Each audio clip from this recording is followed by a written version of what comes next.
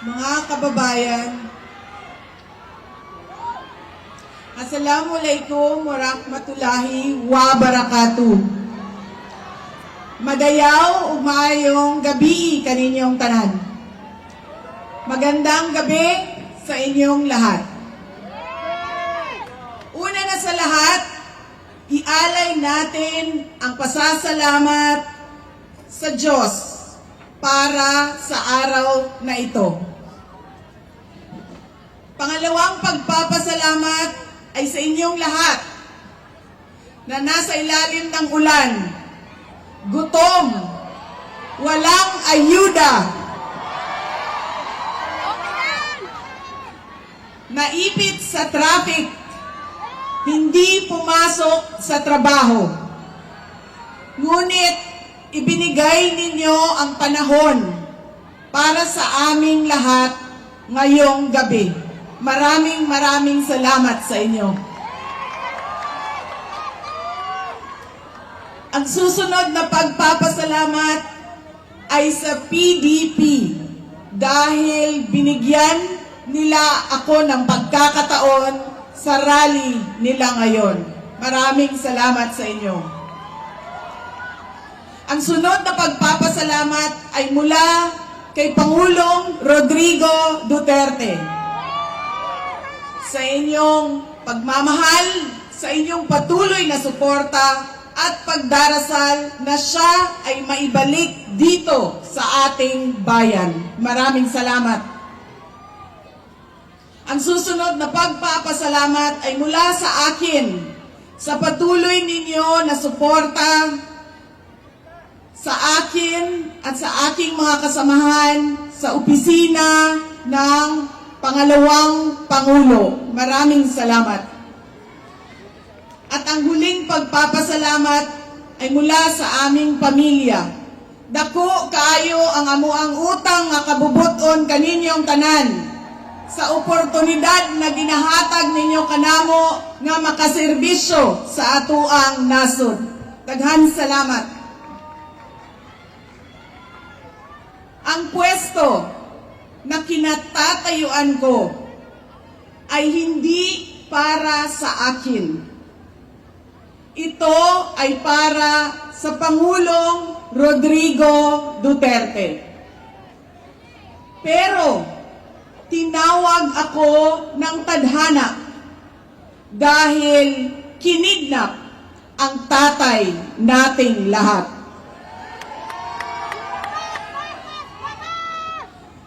Sa pagkakataong ito, nakatayo ako sa entablado at humaharap sa inyo, hindi bilang kandidato.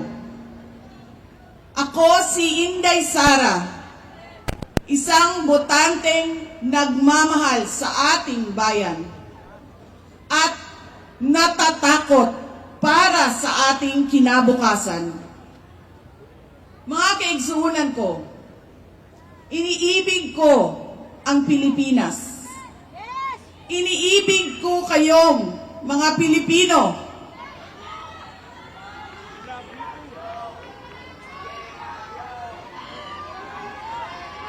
I love you too.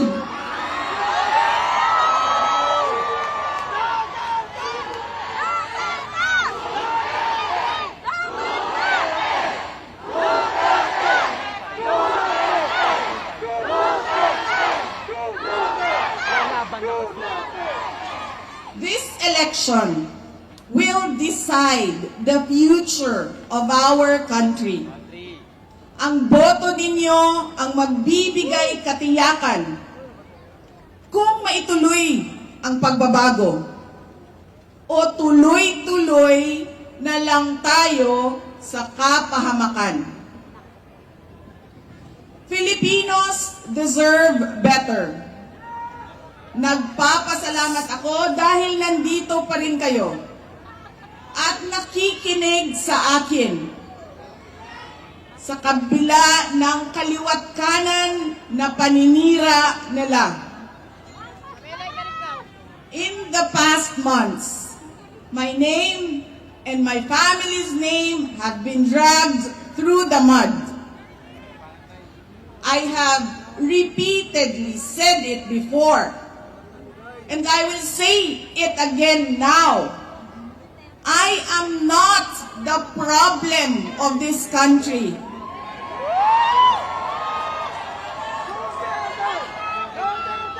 Hindi ako ang problema ng Pilipinas.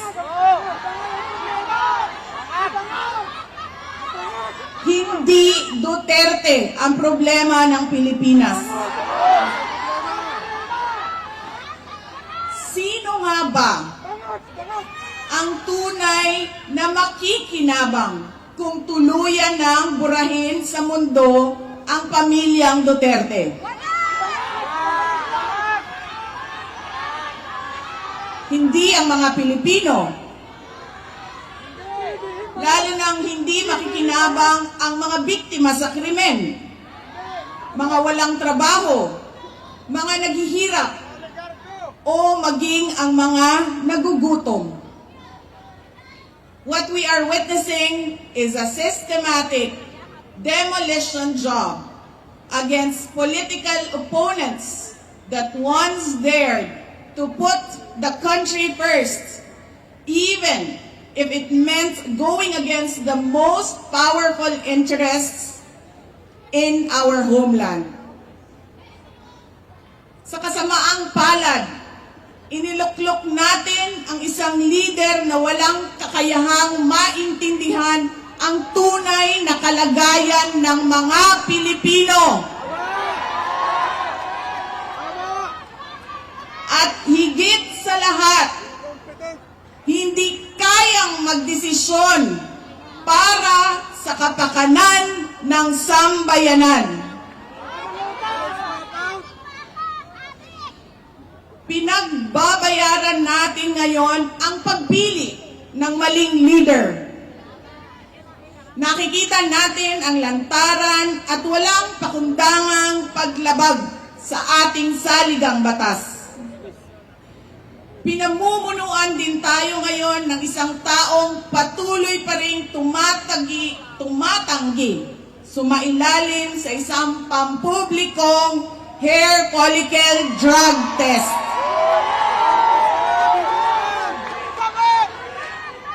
At nagsinungaling sa 20 pesos ang bigas.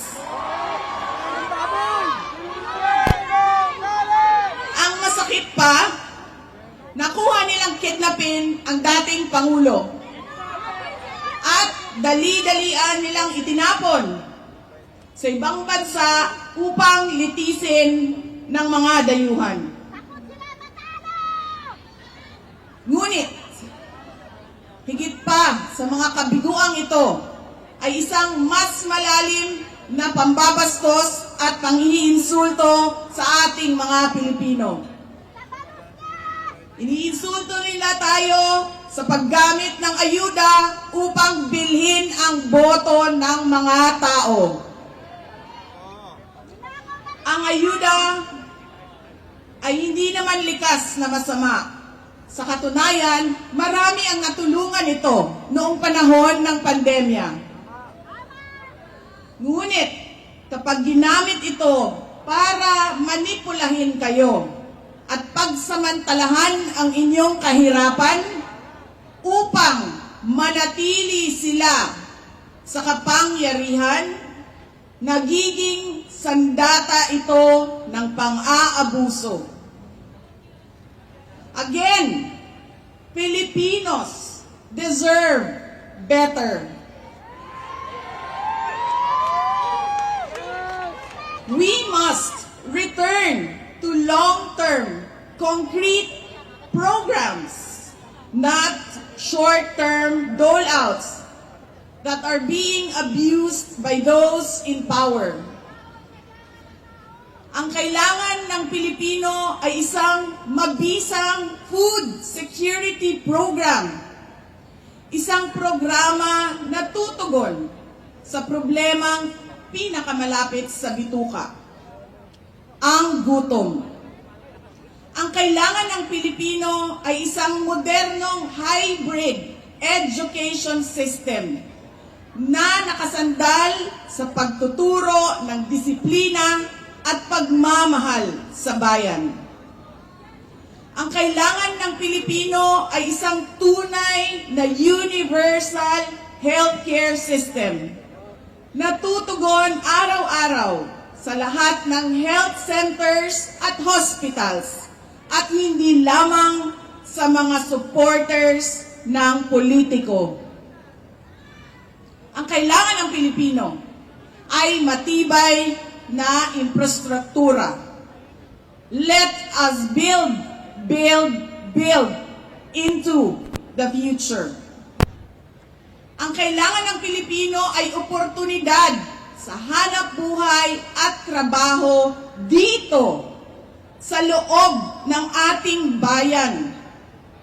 Masakit sa kalooban nating lahat ang kalagayan ng maraming nating OFWs na malayo sa kanilang mga mahal sa buhay. At higit sa lahat, ang kailangan ng Pilipino ay peace and order.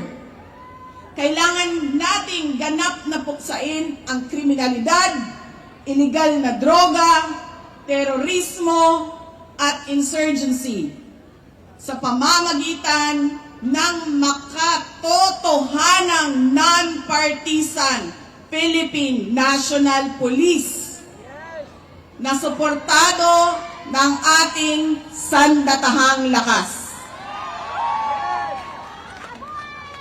Kinahanglan undangon nato ang batasan sa pagpili sa mga kandidato nga gikan sa political dynasty. Kining mga sikat nga apelido nga magsayaw-sayaw ra ug magkanta sa atubangan.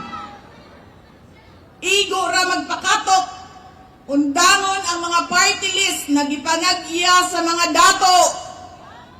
Undangon ang mali na pagpili sa atong mga opisyales. Undangon ang budol o pagpamakak.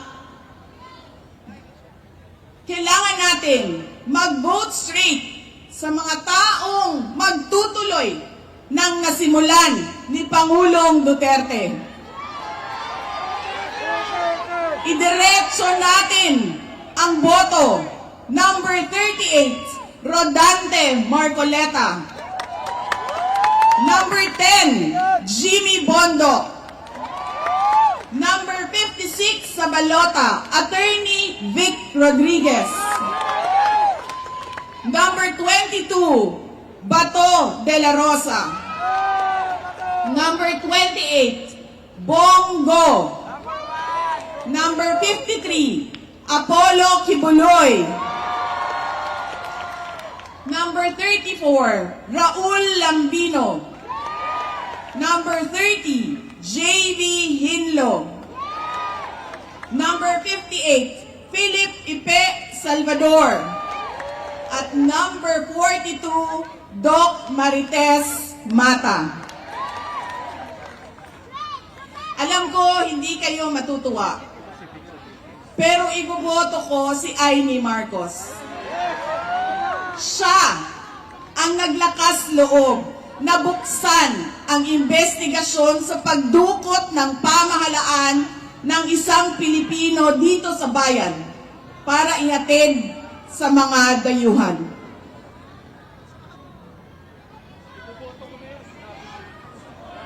Iboboto ko rin si Camille Villar dahil sa kanyang karanasan bilang mambabatas sa House of Representatives na makakatulong sa isang tunay na pagbabago sa Senado.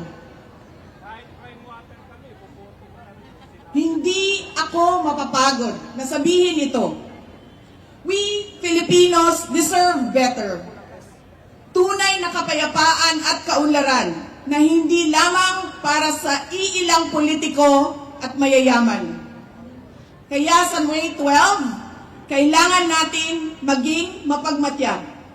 May mga ulat at bulong-bulungan na may mga kumikilos na sa iba't ibang parte ng ating bansa. Mga babala na maaaring nagsisimula na ang malawakang dayaan sa halalan ng alyansa.